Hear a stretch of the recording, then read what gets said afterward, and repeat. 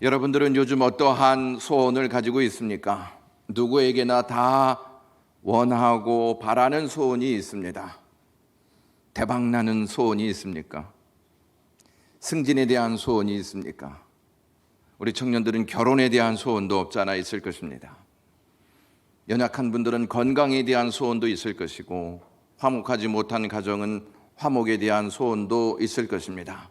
지금 여러분들의 모든 소원 중에 하나는 예배가 일찍 끝났으면 좋겠다라는 소원도 있을지 모르겠습니다. 우리는 소원을 다 품고 있지만 안타깝게도 우리 스스로가 우리가 품은 소원을 이룰 수 없습니다. 그래서 사람마다 자기들이 믿는 신에게 소원을 올리며 기도합니다. 이맘때가 되면 저를 찾는 많은 불도들이 있습니다. 곧 있을 수능 때문입니다. 자녀들이 수능을 잘 봐서 좋은 대학에 들어가기를 간절히 바라는 마음 때문일 것입니다. 간절한 소원은 기도를 동반합니다. 소원이 없는 사람은 없습니다. 그런데 소원이 없음에도 불구하고, 소원이 있음에도 불구하고 기도가 없는 사람도 있습니다. 하나님을 믿는 우리 역시 소원이 있습니다. 그 소원을 이루실 분은 하나님 한 분밖에 없는 줄 믿습니다. 우리가 품고 있는 소원이 간절하다면 그것을 기도로 승화시킵니다. 프랑스의 작가 알버트 까뮈라는 사람이 있습니다. 이 사람은 노벨 문학상을 수상한 사람인데 수상 상금으로 10만 불을 받았습니다. 10만 불 하면 지금으로 한 1억 3천 정도 되는데, 그 당시 1억 3천이면 10억 한 3천 정도 값어치가 되지 않나, 그렇게 환산해 볼 수 있습니다. 그는 그 돈으로 근교에 호화 별장을 사고 고급 승용차를 샀습니다. 그 승용차를 타고 별장으로 가다가 교통사고로 세상을 떠났습니다. 동시에 살았던 인물이 있는데 알버트 슈바이처 박사입니다. 그는 노벨 평화상을 수상했습니다. 상금으로 13만 불을 받았습니다. 이 알버트 슈바이처는 파리까지 1등석도 아니고 2등석도 아니고 3등석 열차를 타고 가서 이 상금을 수령하고 아프리카의 나병 환자들에게 치료해 줄 수 있는 병원을 세웠습니다. 알버트 까뮈와 알버트 슈바이처 박사는 모두 소원을 가지고 있었습니다. 까뮈는 육에 대한 소원을 가지고 있었고, 슈바이처는 영에 대한 소원을 가지고 있었습니다. 까뮈의 뒤를 따르는 사람들은 별로 없지만 슈바이처 박사의 뒤를 따르고자 하는 많은 의사들이 있습니다. 위대한 소원은 위대한 인물을 만들고, 위대한 소원은 많은 사람들이 그 위대한 꿈을 꾸고 살아가도록 만듭니다. 여러분은 예수님도 소원이 있다는 사실을 아십니까? 주님의 소원은 무엇일까요? 오늘 본문은 예수님의 소원이 담긴 기도 내용입니다. 사도 요한은 17장 전체를 예수 그리스도의 기도로 채웁니다. 예수님의 기도는 고난주간 제5일째 목요일 밤에 제자들과 함께 최후의 만찬을 가지시면서 여러 가지 말씀들, 즉 고별 설교를 통하여서 장차 있을 사건에 대해서 분명하게 말씀합니다. 그리고 고별의 기도를 하십니다. 예수님의 기도는 예수님의 소원을 알게 합니다. 요한복음 17장에 담긴 예수님의 기도는 세 가지로 구분해 볼 수 있습니다. 첫 번째는 예수님께서 자신을 위해 기도하셨습니다. 두 번째 부분은 남겨진 제자들을 위해서 기도하셨습니다. 마지막 세 번째는 앞으로 세워질 이 세상의 모든 교회들, 모든 성도들을 위해 기도하셨습니다. 오늘 본문은 앞으로 세워질 세상의 모든 교회, 즉 자기 백성을 위한 예수 그리스도의 소원이 담겨져 있습니다. 예수님은 자주 그렇게 하셨던 것처럼 아버지께서 자신들에게 주신 사람들, 예수님께서 하나님께로부터 받은 그 사람들을 위해서 기도하셨습니다. 예수님의 소원은 하나님께서 자신에게 준 사람들을 위한 것이었습니다. 예수님은 하나님이 주신 사람을 위해 기도하셨고, 이 사람들을 위해 그리스도께서는 자기의 목숨을 버리셨습니다. 선한 목자는 자기 양떼를 위해 자기의 목숨을 버리면서 함께 합니다. 예수 그리스도의 소원은 하나님께서 자신에게 주신 우리가 그리스도의 영광을 보기를 간절히 원하셨습니다. 예수님의 소원은 우리가 그리스도의 영광을 보는 것입니다. 우리의 소원도 그리스도의 영광을 보아야 하고, 우리의 소원도 그리스도의 소원에 두어야 하지 않겠습니까? 우리는 마지막 날 그리스도와 대면할 것입니다. 요한복음의 저자가 누구인가요? 요한복음의 저자는 복음이 아니고 요한입니다. 사도 요한이 이 요한복음을 썼는데, 예수님께서 육신을 입고 이 땅에 오셔서 함께 생활하신 것에 대한 복음의 내용을 다루었습니다. 그는 영광스럽게도 노년에 천상에 계신 영광스러운 주님을 보게 됩니다.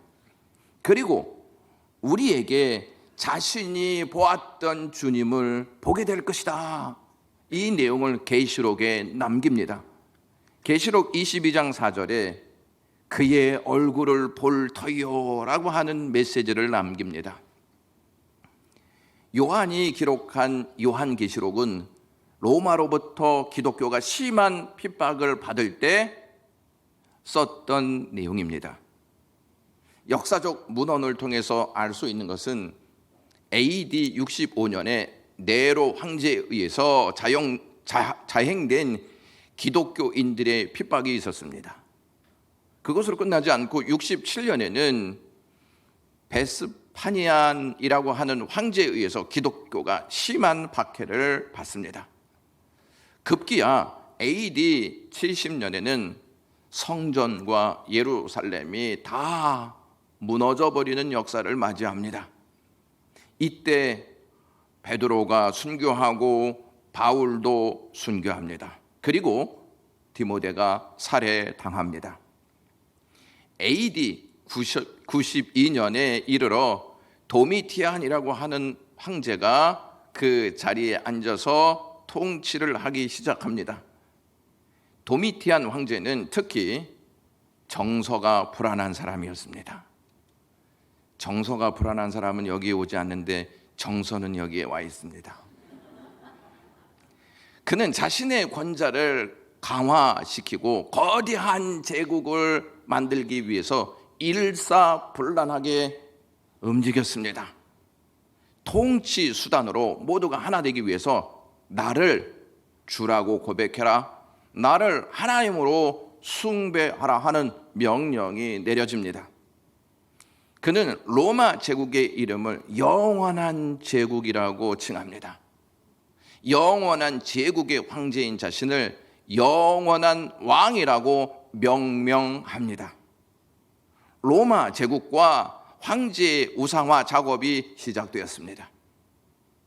이러한 일종의 예배 행위를 통해서 도미티안 황제는 자신의 거대한 제국을 하나로 통합하려고 하였습니다.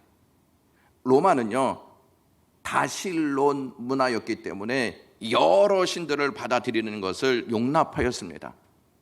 황제를 숭배하는 행위가 문제가 되지 않았습니다.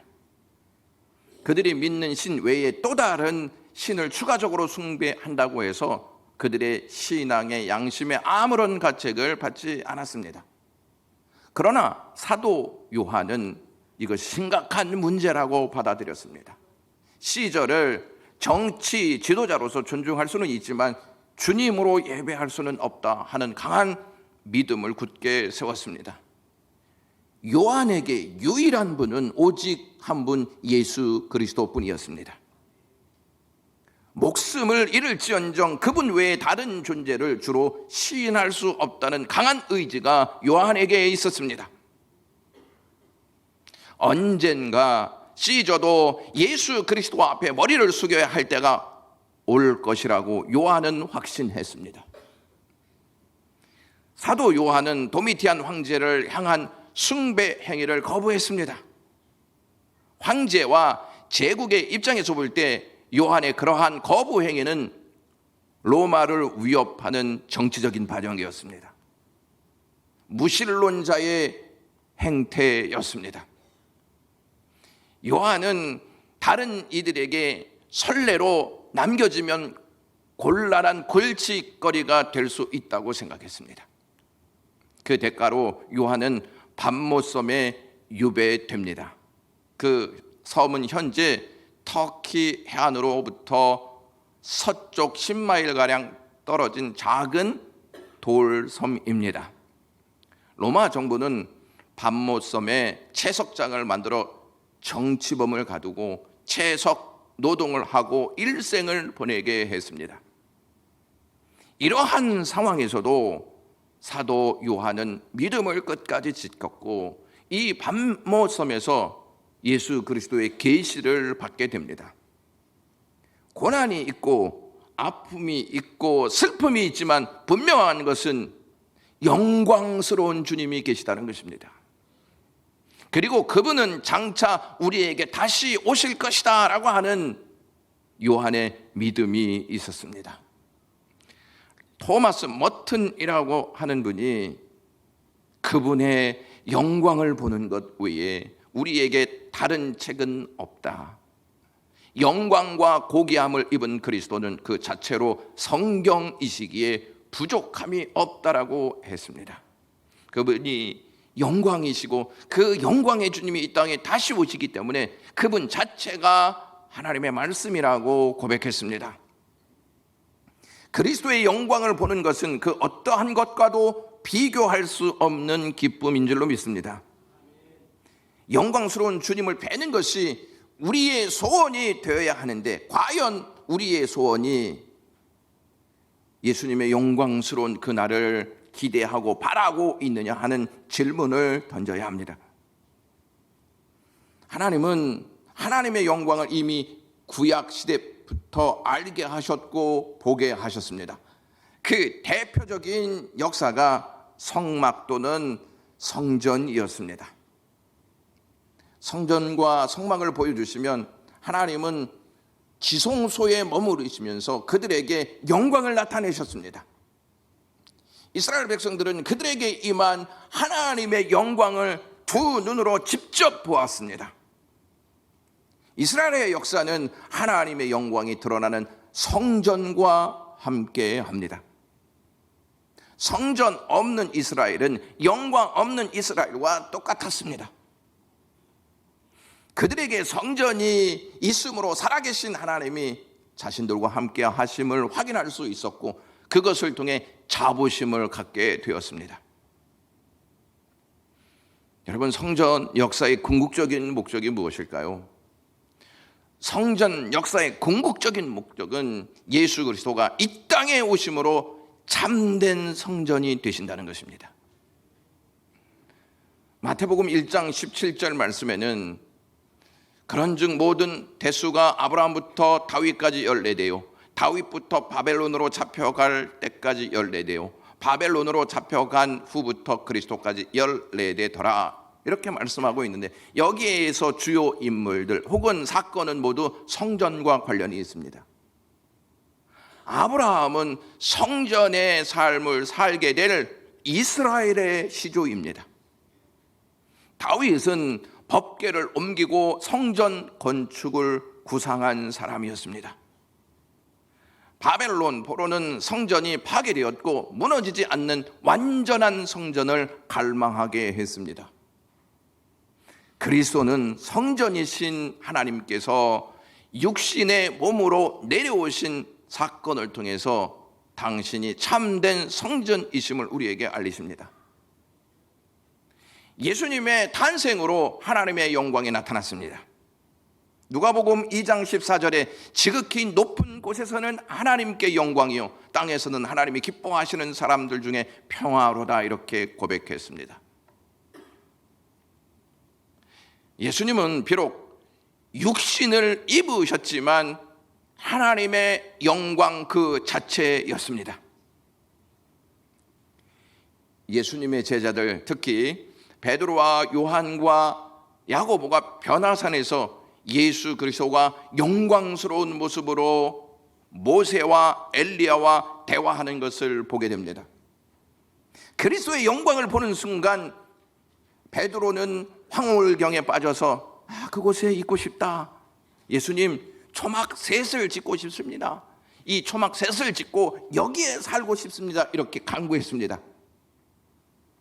그리스도의 영광을 경험한 베드로는 고난 가운데에서 서신서를 씁니다. 베드로전서와 베드로후서를 쓰는데 이 서신서 마지막 부분에 이러한 결론을 내립니다. 베드로후서 3장 18절에 오직 우리 주 곧 그리스도 예수 그리스도의 은혜와 그를 아는 지식에서 자라가라. 영광이 이제와 영원 날까지 그에게 있을지어다. 이렇게 고백하고 마침표를 찍습니다. 그리스도를 알지 못하는 사람은 그리스도의 영광에 동참하지 못합니다. 그분의 영광이 영원함을 아는 자는 반드시 그리스도의 은혜와 그를 아는 지식에서 계속 자라갈 것입니다. 그리스도의 영광을 알면 그리스도를 알고 싶어하는 마음이 마음속에 가득 채워진다는 것입니다. 사랑하는 영광의 가족 여러분, 그리스도를 정말 알고 싶은지 내 마음을 확인해 보십시오. 내가 그리스도를 정말 알고 싶은지 그것을 확인해야 그리스도의 영광을 바라볼 수 있는 하나님의 백성들로 날마다 자라갈 줄로 믿습니다. 요한과 베드로는 끝까지 그리스도를 섬겼던 제자들이었습니다. 그들이 끝까지 고난 가운데에서도 주님을 섬길 수 있었던 비결이 무엇이겠습니까? 안락한 삶을 누렸기 때문일까요? 순간순간 하는 일이 잘 되었기 때문일까요? 성공의 자리에 앉아서 충분한 낙을 누렸기 때문일까요? 그렇지 않습니다. 그들은 지금 우리의 상황과는 비교도 할 수 없을 만큼 고난 가운데 있었습니다. 순교할 수밖에 없는 상황에 있었습니다. 그럼에도 불구하고 그들은 그리스도의 영광을 알았기 때문에 끝까지 주님께 충성했습니다. 요한은 마지막까지 그리스도의 복음을 전하다가 생을 마쳤습니다. 그들이 그렇게까지 할 수 있었던 것은 그리스도의 영광을 보았기 때문입니다. 만약에 그들이 그리스도의 영광을 보지 못했다면 과연 이러한 믿음을 가질 수 있겠느냐 하는 것입니다. 또한 그들은 주님이 천사들과 함께 영광으로 오실 것이다 하는 말씀을 듣고 그것을 믿었기 때문입니다. 마태복음 16장 27절에 인자가 아버지의 영광으로 그 천사들과 함께 오리니 그때에 각 사람이 행한 대로 갚으리라, 이렇게 주님께서 말씀하셨습니다. 예수님께서 대제사장으로 하나님께 기도하실 때 하나님 이렇게 해 주십시오, 저렇게 해 주십시오 라는 기도의 내용을 올리기도 하지만 오늘 본문의 말씀에서는 그러한 형식을 찾아볼 수 없습니다. 24절 말씀을 이렇게 말씀드릴 수 있습니다. 아버지, 당신께서 만세 전에 저에게 허락하신 이 사람들을 내 곁에 있게 하겠습니다. 이게 기도의 내용입니다. 예수님의 기도는 어떠한 수를 써서라도 이들을 내 옆에 두겠습니다. 예수님의 강한 의지와 결단이 담겨 있는 내용입니다. 이것은 죽음을 앞둔 예수님의 결단이었습니다. 그러니까 내가 죽음으로써 이들을 내 옆에 두겠습니다. 이것이 예수님의 소원입니다. 그래야지만 우리가 주님의 영광을 볼 수 있기 때문입니다. 우리가 주님 옆에 있어야 주님의 영광을 볼 수 있기 때문에 예수님은 이것을 손에 담고 이것을 하나님께 기도하였습니다. 주님의 죽으심이 없으면 우리는 결코 그리스도의 영광을 볼 수 없습니다. 우리가 읽는 개역 개정에서 24절은 아버지여 내게 주신 자도 나 있는 곳에 나와 함께 있어 아버지께서 창세 전에 이렇게 나오고 있지만 이것을 다음과 같이 번역해도 됩니다. 나와 함께 있어 이것을 나와 함께 있도록 할 것입니다. 즉 내 곁에 나와 함께 있게 하겠다는 예수님의 강한 의지가 담겨 있는 내용입니다. 아버지, 내가 죽음으로써 내 백성들, 하나님이 주신 백성들을 나와 함께 있도록 하겠습니다. 여러분들을 하나님 곁에 두기 위해서, 예수님 곁에 두기 위해서 예수님은 죽기를 작정하셨습니다. 무슨 수를 써서라도 이 일을 반드시 해내겠습니다. 내가 죽더라도 이 일을 반드시 이루겠습니다. 이것이 예수님의 기도입니다. 예수님의 각오라는 말입니다. 어떠한 일이 있어도, 무슨 일이 생겨나도 아버지요, 당신이 나에게 주신 사람들을 나 있는 곳에 언제나 항상 있도록 하겠습니다. 얼마나 놀라운 기도입니까? 얼마나 우리를 사랑하면 이러한 기도를 하나님께 죽음 앞에서 올릴 수 있느냐 하는 것입니다.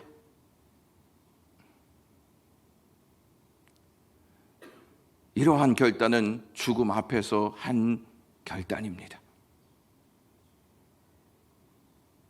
자신의 죽음의 이야기에는 제자들이 예수님을 배반하고 버리고 도망가는 아픈 사연들까지 포함되어 있습니다.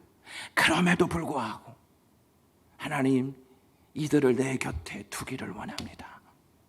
이들이 비록 나를 배반하고 나를 버리고 도망가고 나를 외면해도 내가 십자가에서의 죽음을 통하여 이들을 용서하고 내 곁에 두기를 원합니다. 결연한 주님의 의지가 포함되어 있습니다.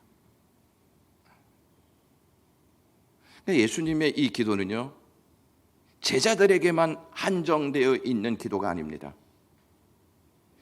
20절의 시작의 내용을 보면 예수님께서 직접 제자들에게도 말씀하시지만 다음 세대, 그 다음 세대, 아니 오늘날 우리에게까지 그 기도의 내용이 포함되고 있다는 것입니다. 하나님, 이들이 힘들게 살아도 내 곁에 두기를 원합니다. 병들어 울고 있어도 이들은 내 곁에 있기를 원합니다. 내가 그렇게 할 것입니다 하는 주님의 의지입니다. 죽음을 넘어서 제자들의 배반을 초월하여 그들과 함께 있게 하시겠다는 주님의 결단, 주님의 결의는 너무 깊고 너무 우리를 사랑하시는 그리스도의 사랑을 대변하지 않습니까? 조금 격하게 말씀드리면 이렇게 표현할 수 있습니다. 죽음의 문제를, 제자들의 배반의 문제를, 제자들의 도망의 문제를 정면으로 저는 돌파하겠습니다. 연약한 인간들의 실패와 배반을 정면으로 돌파하겠습니다. 그런 것이 없도록 그러한 것들에 대해서 승리하겠습니다 하는 주님의 마음이 여기에 담겨져 있습니다. 죽음이라는 현실에 직면하여 그 높은 벽을 돌파하듯이 내 곁에 있어라, 내 곁에 있게 하겠다는 주님의 마음이 여기에 담겨져 있습니다. 내가 너희들을 향하여 어떠한 마음을 갖고 있는지 너희들이 알기를 바란다. 멕시코에 가면 나코 자리라고 하는 작은 탄광 마을이 있다고 합니다. 그곳에 가르시아라고 하는 이름을 가진 기관사가 정거장에 열차를 세우고 기관차 안에서 쉬면서 성경을 보고 있었습니다. 가르시아는 진실한 그리스도인이었습니다. 가르시아가 기관차 안에서 쉬고 있는데 갑자기 외치는 소리에 깜짝 놀라 돌아보니 뒤에 달린 화차 하나에 불이 붙어 있는 것을 발견하게 됩니다. 그 불길은 이미 다이너마이터가 실린 화차로 옮겨가고 있었습니다. 이 열차에 가득히 실린 다이너마이트가 폭발하면 이 작은 나코자리란 마을과 그 안에 있는 모든 주민이 몰살할 것을 알고 있었습니다. 사람들은 어서 피하라고 소리쳤습니다. 뛰고 도망했습니다. 그런데 가르시아는 이미 늦은 상태인 것을 알았습니다. 이때 가르시아 기관사는 기관차의 손잡이를 잡고 열차를 움직이기 시작했습니다. 속력을 얻은 열차는 마을을 빠져나가기 시작했고 계속 불길을 끌고 달려갔습니다. 얼마 지나지 않아 숨 가쁘게 달리는 기차의 소리만 들릴 뿐 가르시아의 모습은 보이지 않았습니다. 드디어 천지를 뒤흔드는 큰 폭음과 함께 열차는 산산조각이 났습니다. 기관사 가르시아의 몸도 형체를 찾아볼 수 없었습니다. 가르시아란 이름은 나코자리 마을이 존재하는 한 영원히 살아서 기억될 이름입니다. 왜냐하면 그 사람 때문에 마을이 다행히도 피해를 입지 않았기 때문입니다. 가르시아는 자신의 희생을 통해서 나고자리 마을을 지켰습니다. 주님은 자신을 희생하여 인류를 지켰습니다. 우리를 구원하시기 위해서 십자가에 달려 돌아가셨습니다. 여러분들의 삶이 왜 소중한지 아십니까? 여러분들을 위해서 주님이 십자가에 달려 돌아가셨기 때문입니다. 그래도 여러분들은 여러분들의 삶을 의미 있게 받아들이지 못하십니까? 예수님의 소원은 기도로 끝나지 않으시고 희생으로 그 소원을 이루십니다. 예수님의 소원은 아버지 하나님께서 주신 백성들을 자기 옆에 두는 것이었습니다. 그 소원 때문에 지금 여러분들이 이 자리에 앉아서 하나님을 예배할 수 있습니다. 그냥 두시는 것이 아닙니다. 어떠한 일이 있더라도 자기와 함께 하겠다는, 자기 옆에 두겠다는 그러한 강한 뜻이 내포되어 있습니다. 요한복음을 간통하는 중요한 단어가 있습니다. 그것은 함께함입니다. 1절에서부터 그 내용이 시작되어지는데 요한복음 1장 1절에 하나님 말씀이 하나님과 함께 하셨다. 이것이 15장에서도 전형적으로 나타나는데 나는 포도나무여 너희는 가지다. 가지가 나무에 붙어 있어야만 열매를 맺는다. 내가 너희 안에 너희가 내 안에 함께 있어야 한다. 이것이 예수님의 말씀이었습니다. 함께 하는 것은 예수님 안에 머무르는 것입니다. 요한복음 17장에 기록된 예수님의 소원을 둘로 나눈다면 20절에서부터 23절은 자신과 하나 되는 것입니다. 하나님이 주신 백성이 나와 하나님과 함께 되기를 원합니다. 이것이 첫 번째 소원이었고요. 24절에서부터 26절은 자신의 영광을 보는 것이었습니다.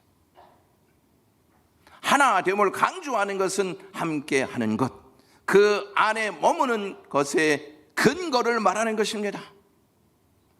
아버지와 아들이 하나입니다. 따라서 아들을 믿는 자들은 아들 안에 거하는 것이고 아들 안에 거하는 자는 곧 하나님과 성령님과 하나됨을 말하는 것입니다.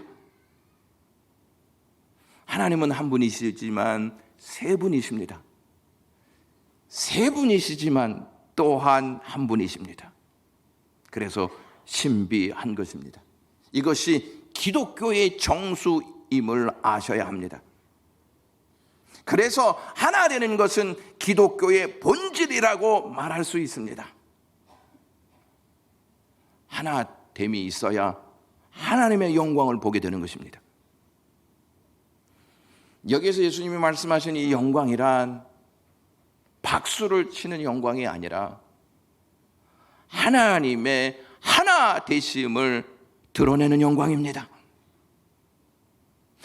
하나님은 하나가 될 때 하나님의 하나님 되심을 그대로 드러나게 하십니다. 여러분, 우리가 하나님과 하나 되지 않으면 하나님의 영광을 볼 수 없습니다. 왜냐하면 하나님과 하나 되지 못한 것이기 때문입니다.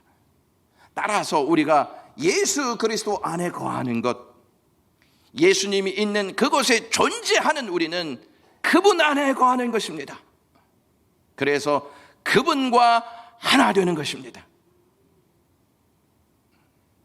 여러분, 예수님을 정말 사랑하십니까?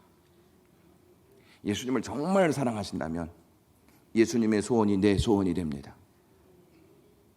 어머니가 아들을 사랑한다면 그 아들을 향해 어머니는 기도합니다. 1957년 미국의 뉴욕 메디슨 스퀘어 가든이라고 하는 곳에서 빌리 그레이엄 목사님이 부흥회를 했습니다. 16주 동안 계속 했습니다. 그 기간 동안 거의 200만 명이 참석했고 회개하고 하나님 품으로 돌아온 사람이 6만 명이나 되었다고 합니다. 그리고 많은 사람들이 빌리 그레이엄 목사님에게 신앙 상담을 받았습니다. 하루는 설교 후 결단의 시간이 있었는데 어떤 중년 여인이 강단 앞으로 나와 눈물을 흘리며 기도하기를 오 하나님 나를 불쌍히 여기소서 하며 울부짖는 것이었습니다. 이때 빌리 그레이엄 목사님이 도대체 무슨 까닭입니까? 라고 물었더니 이 여인이 자기의 상황을 자세히 이야기하는 것입니다. 내 아들은 술 주정뱅이요 마약 중독자요 불신자입니다. 교회도 안 다니고 예수님을 믿지 않습니다. 제가 교회에 나가는 것을 아주 싫어합니다. 만일 제가 교회에 나가고 예수님을 믿는 것을 알면 나를 죽이려고 할 것입니다. 그보다 몇 줄 떨어진 뒤쪽에서 어떤 청년이 일어나서 말하기를 어머니 저도 여기에 와 있습니다. 걱정하지 마시고 두려워하지 마십시오라고 했다고 합니다. 바로 그 여인의 아들 문제덩어리 아들이었습니다. 어머니의 눈물의 기도, 아들을 향한 어머니의 소원 기도가 이 집회 장소에서 이루어졌습니다. 아들을 향한 어머니의 소원이 주님이 우리를 향한 소원하고 틀린 것이 없습니다. 여러분들의 소원은 무엇입니까? 주님을 사랑하면 주님의 소원이 내 소원이 됩니다. 주님의 소원, 예수님의 소원은 우리가 그리스도와 하나 되어 그리스도의 영광을 보는 것입니다.